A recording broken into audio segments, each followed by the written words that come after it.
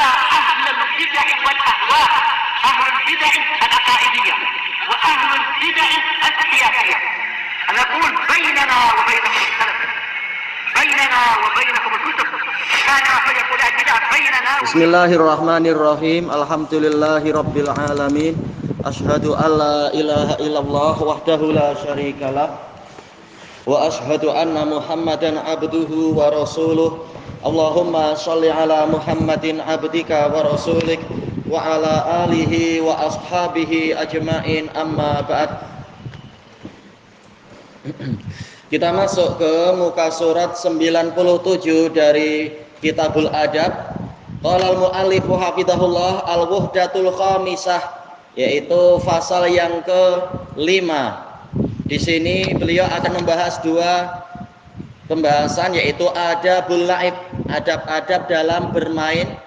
Yang kedua al-adab ma'al jiran, adab dengan para jiran, para tetangga. Kita masuk ke muka surat 98. Qala hafizahullah ta'ala ad-darsul awal, pelajaran yang pertama adabul la'ib, adab bermain. Qala ana la al-abu fi waqtil maghrib, saya tidak bermain di waktu maghrib. Li'anna syayatin tantashiru fi dzalikal waqt, karena setan bertebaran pada masa itu. Baik, ini untuk anak-anak. Kenapa? Karena memang Rasulullah SAW telah menyebutkan itu di dalam hadis Jabir radhiyallahu an, hadis yang diriwayatkan oleh Imam Bukhari dan Muslim, yang sebagiannya lebih lengkap di dalam riwayat Imam Muslim itu.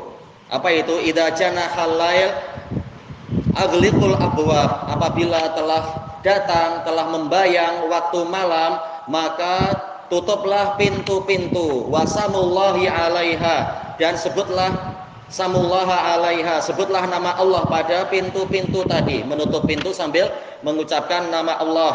Fa inna syaitan la yadkhulu ala abwabin mughlaqah, karena sesungguhnya syaitan itu tidak akan masuk melalui pintu-pintu yang telah tertutup. Wa kafus sibyan, dan tahanlah anak-anak, yaitu jangan biarkan anak-anak itu di luar di masa itu. Fa inna syayatina tantashiru hinaid, karena para setan ketika itu sedang bertebaran. Dijelaskan oleh Imam Ibnul Qayyim rahimahullahu ta'ala bahwasanya kalau sudah datang waktu malam, maka kerajaan kegelapan itu menguat dan kekuatan keburukan akan semakin menguat di waktu malam, di waktu gelap. Baik. Adapun kalau matahari sudah terbit, maka setan-setan akan cenderung kekuatannya berkurang, karena kekuatan kegelapan juga telah sirna. Bukan berarti di siang hari setan tidak bekerja, tapi kalau di malam hari itu lebih kuat dia, kekuatan kegelapan.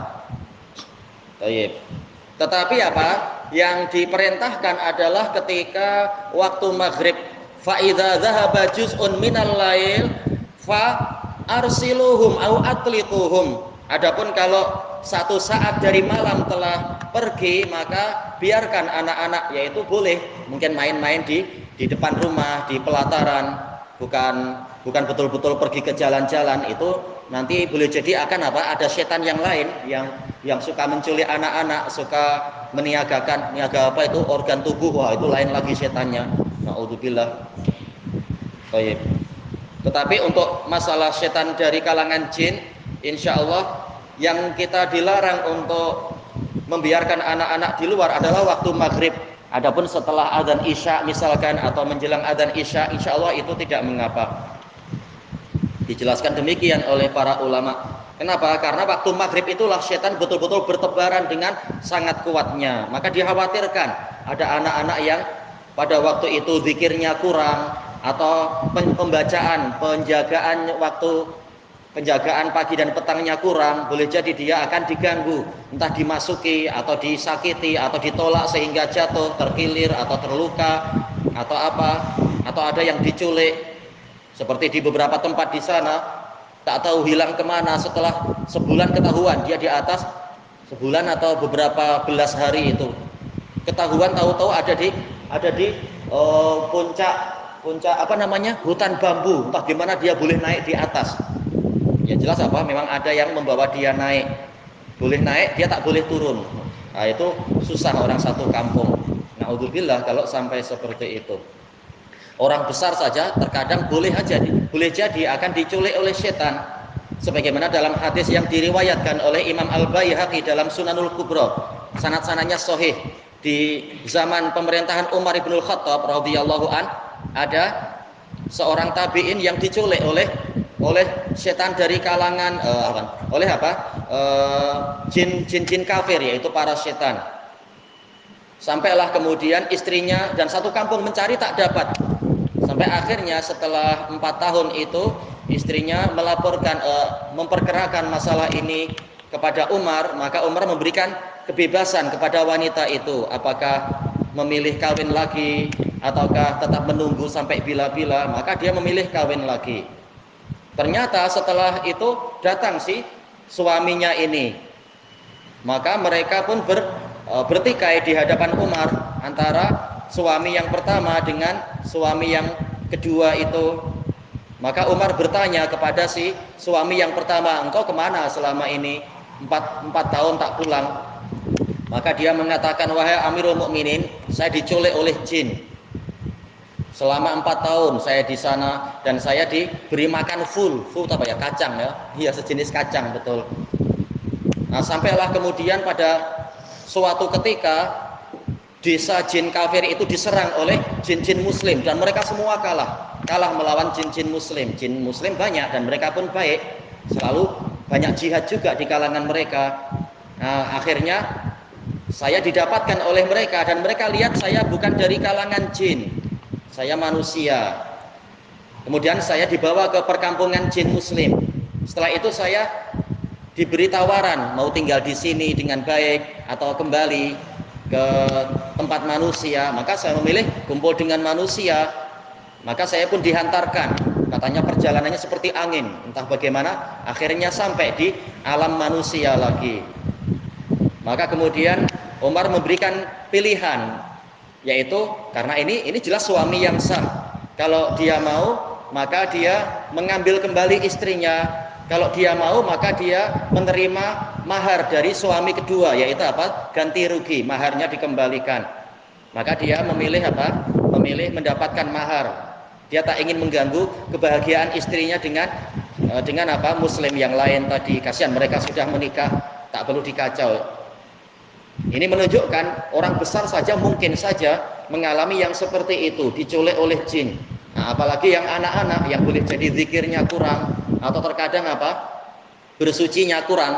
Telah dijelaskan oleh para ulama termasuk cara untuk agar jin-jin tidak mendekat dengan kita. Demikian pula cara untuk mengusir jin yang ada di dalam badan kalau orang kerasukan adalah bersuci. Sementara terkadang anak-anak tidak berhati-hati dalam masalah kesucian. Kadang terhidu dari kain pelikat dia atau baju dia atau seluar dia itu bau najis. Namanya masih anak-anak, kita maklumi. Cuma dengan sebab itu maka jin mudah untuk datang, senang untuk masuk, mengganggu dan seterusnya. Makanya Rasulullah menyuruh untuk masa maghrib itu anak-anak disuruh untuk jangan sampai keluar rumah, daripada nanti jadi banyak masalah, jadi susah diatur karena sudah dipengaruhi oleh jin. Naudzubillah. Adapun setelah Isya main-main tak mengapa, main yang baik yang tidak terlalu membahayakan itu tidak mengapa. Baik, kita baca at-taqwim penilaiannya. As-soalul awal, hal tal'abu waqtal maghrib. Ya, terjemah. Ya, adakah kamu main di waktu maghrib?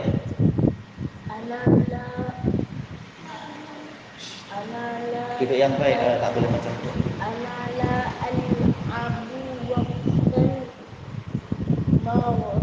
Apa artinya?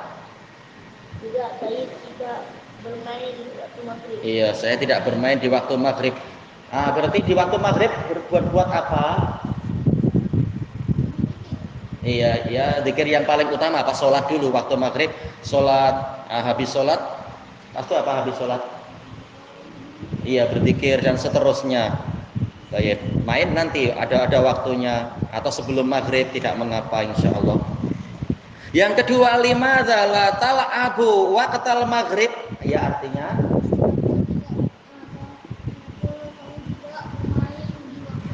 ya, kenapa kamu tidak bermain di waktu maghrib? Ya, jawabannya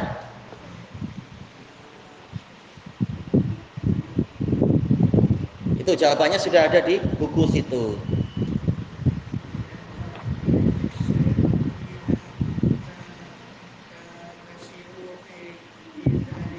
Ya, li'anna syayatin tantasiru fi dzalikal waqt, fi waqtil maghrib. Apa artinya? Iya, karena di waktu itu setan-setan sedang bertebaran, betul. Kemudian kita masuk ke muka surat berikutnya 99. Ada di Damats dulu, anak dibagi tahu sebagian masyayikh, ada sebagian padahal apa sudah orang dewasa, sudah salafi, tapi ya namanya Allah menakdirkan kena aja, namanya tabiin aja ada yang kena diculik oleh jin, dibawa naik ke gunung apa itu yang berseberangan dengan Damats itu, sudah lupa nama-nama itu. Tahu-tahu dia ada di atas sana, dan ternyata dia lihat di atas sana ada perkampungan jin. Ketika siang-siang orang lihat tak ada apa-apa, tapi orang yang diculik lihat ada banyak rumah-rumah dan sebagainya. Ya, makanya kita harus banyak-banyak berzikir, waktu pagi berzikir, waktu petang keluar rumah rajin berzikir dan sebagainya. Baik. Ad-darsus tsani, pelajaran yang kedua, wa min adabil laib, termasuk dari adab-adab bermain adalah ana la arjumu bil hijarah, saya tidak melempari dengan bebatuan. Baik. Maksudnya adalah apa? Kembalinya kepada hadis siapa ya? Hadis Abdullah bin Amr ibnul As. Apa itu? Ketika ditanya tentang ayul mu'minina ayul muslimina afdal, maka Nabi mengatakan apa? Man salimal muslimun min lisanihi wa yadihi, yaitu orang yang mana kaum muslimin selamat dari tangan dan lidah dia. Nah, terkadang kita namanya maksudnya waktu anak-anak pun suka baling-baling, lempar-lempar, atau tahu ada mungkin apa lampu yang pecah atau ada kepala yang pecah. Ini bahasa kasarnya, kulitnya pecah dan sebagainya. Maka untuk menutup pintu bahaya jangan melempar-lempar dengan batu. Bukan berarti kalau dengan batu tak boleh, dengan besi boleh, sama aja. Intinya jangan yang membahayakan. Berarti boleh lempar dengan apa? Baling apa kita? Hah? Kertas. Iya. Yang penting apa? Jangan sampai menyakiti orang, jangan sampai. Karena boleh jadi walaupun hanya kertas, ada makhluk yang tersakiti. Seperti yang pernah Ana sebutkan itu dari cerita para masyayikh, kalau nggak salah Syekh Ahmad Syami, dulu beliau cerita di zaman Syekh Mukbil, waktu daras anak-anak baling-baling kertas, tahu-tahu kena murid dari kalangan jin. Akhirnya jinnya bising pada Syekh Mukbil, Syekh ini si fulan baling kertas. Wah, orang tak tahu siapa, tengok-tengok ke belakang tak ada. Ternyata makhluk lain pun boleh tersakiti, boleh jadi tersakiti dengan lemparan-lemparan tadi. Yang penting apa? Hati-hati ya. Iya, bahaya, jangan. Dengan demikian pula apa? Buli, Indonesia bilang bahaya, kelereng, hati-hati, jangan sampai membahayakan. Apa? Iya, nanti buat kepala sakit. Dulu anak waktu kecil nakal, main-main apa itu tanah liat dengan teman. Anak sering kena, nggak pandai menghindar, sering kena, akhirnya panas. Asal ambil baling, tahu-tahu batu bata, akhirnya dia berdarah. Buat masalah orang tua, jadi harus minta maaf. Namanya anak-anak. Nah, kita hati-hati jangan sampai macam itu. Baik. Sebenarnya anak-anak boleh nggak kita haramkan anak-anak bermain? Tak boleh. Memang anak-anak memang karakternya adalah bermain. Sebagaimana di dalam hadis yang diriwayatkan oleh Bukhari dan Muslim, tatkala Nabi SAW sholat malam, kemudian apa? Beliau diganggu oleh jin ifrit. Akhirnya apa? Terakhir Nabi meruqyah dia dan mencekik leher dia sampai lidahnya keluar. Sampai Nabi mengatakan, aku merasakan dinginnya lidah dia di tanganku. Dicekik, Nabi sangat kuat. Nabi mengatakan, kalau bukan karena doa saudara saya Sulaiman alaihissalam, niscaya saya akan jadikan dia diikat di tiang-tiang Madinah agar anak-anak itu bermain-main dengannya. kata para pensyarah, ini menunjukkan memang karakter anak-anak adalah bermain. Ahli tauhid tak calang-calang ya, main-main dengan setan. Setan asalnya, yang penting setannya diikat. Anak-anak akan berani itu mempermainkan setan. Asal setannya sudah diikat. Ini menunjukkan memang anak-anak karakternya bermain, tapi ada batasan-batasannya. Jangan sampai membahayakan orang lain. Jangan juga anak yang laki-laki mempermainkan anak perempuan. Oh, ini masalah lain lagi nanti. Nauzubillah. Main yang baik-baik. So, ya, kita baca takwimnya. As-su'alul awal. Hal tarjumu bil hijarati fi la'ibik. Siapa yang akan menerjemah? Oh ya.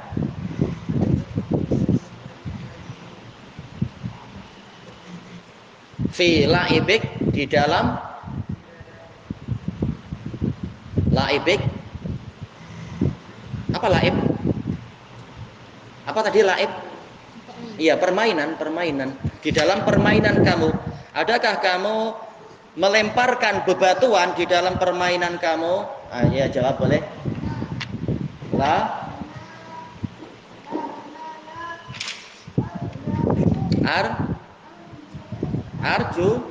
arjumu bil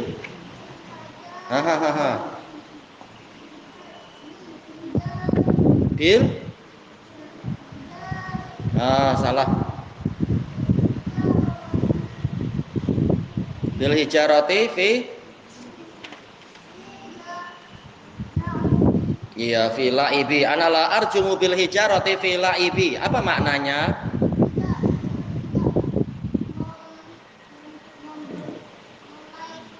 Ya, bukan. Arjumu, apa arti arjumu? Bukan. Apa arjumu? Iya, membaling, melemparkan. Iya, melemparkan bebatuan. Fi laibi artinya apa? Fi laibi. Oh ya, apa fi laibi? Iya, dalam permainan saya. Ya, saya tidak melemparkan bebatuan di dalam permainan saya. Soal yang kedua, limadza la tarjumu bil hijarati idza la'ibta? Nak terjemah boleh? Kenapa tidak? Kenapa tidak? Limadza la tarjumu, kenapa? Kenapa kamu tidak? Kenapa kamu tidak? Kenapa kamu tidak Ya, membaling dengan batu iya dengan bebatuan. Idza la'ibta, dalam idza apabila la'ibta, apabila bermain? ya apabila kamu bermain. Siapa yang menjawab? Oh ya. Oh ya.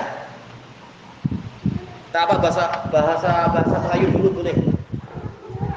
Karena akan kena orang. Siapa yang akan membantu menerjemah ke bahasa Arab? Karena nanti kena orang. Bahasa Arabnya apa ya?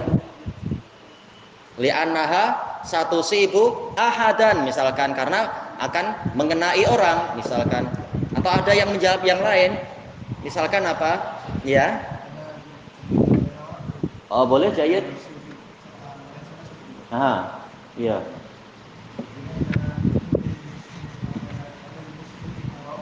Li'anna kulla muslimin ala muslim haram. Kama qala Nabi sallallahu alaihi wasallam, al-muslim man salima. Al-muslim man salima al-muslimuna min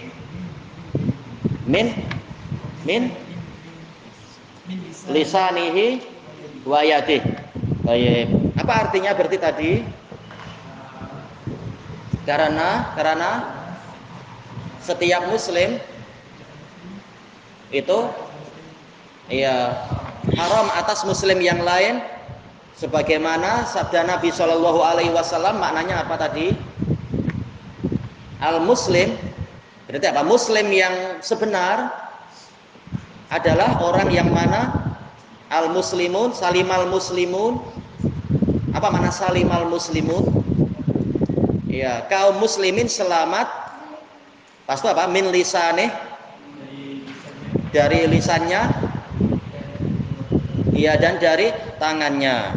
Baik. Haram apanya? Muslim terhadap muslim yang lain haram apanya? Haram disentuhkah? Haram dikasih hadiah? Haram apanya? Iya, haram apa itu? Damuhu wa maluhu wa irduh. Darahnya haram untuk ditumpahkan, hartanya haram untuk dirampas. Berarti apa? Nah, tak boleh itu mencuri duit temannya, walaupun 1 sen pun haram. Gimana 10 ringgit, gimana 100 ringgit, gimana 1 juta. Kasihan temannya sudah susah payah punya duit 1 juta, tahu-tahu hilang, kasihan. 1 juta. Misalkan apa? 50 ringgit. Tak boleh mencuri-curi macam itu. Juga apa? Wa irduh, kehormatannya haram untuk dicemarkan. Baik. Dan seterusnya. Ini baik, kita berlatih menghafal hadis juga dan sebagainya. Besok hari apa besok? Iya, besok hari Rabu. Rabu malam Kamis, Maghrib daras apa kita? Ya. Daras siroh. Habis Isya masih ada energi kah? Semuanya sudah drop energinya. Masih ada. Mungkin tak untuk melatih membentuk kader-kader pendakwah berikutnya, kita setelah sholat Isya, setelah zikir sebentar, masing-masing membaca 1 hadis. Cari yang ringan, nggak masalah. Cari hadis yang paling pendek, misalkan la darara wala dirar, tapi ya disebutkan sahabatnya siapa, atau mungkin apa, la taghdab misalkan. Setiap orang, tapi diusahakan hadisnya lain-lain. Kalau mau panjang pun baik dan sebagainya. Masing-masing pakai mic. Ini masih ada 1 hari 1 malam, insya Allah masing-masing menyiapkan. Dulu kami di Indonesia biasa, masing-masing murid disuruh. Dulu bahkan apa? Setiap hari. Tapi ini kita buat seminggu sekali dulu aja. 7 hari sekali dulu. Jadi ada kesempatan berlatih apa? Terbiasa pegang mic, terbiasa nanti menyampaikan nasihat. Walaupun baru 1 hadis, tak mengapa, lama-lama nanti boleh menyampaikan apa? 10 hadis barangkali suatu saat. Jadi khotib di mana kalau sedang apa? Sedang ada permintaan dan seterusnya. Ya dipersiapkan ya, habis sholat Isya besok malam insya Allah. Masing-masing gantian membaca. Baik, ilahuna wallahu a'lam.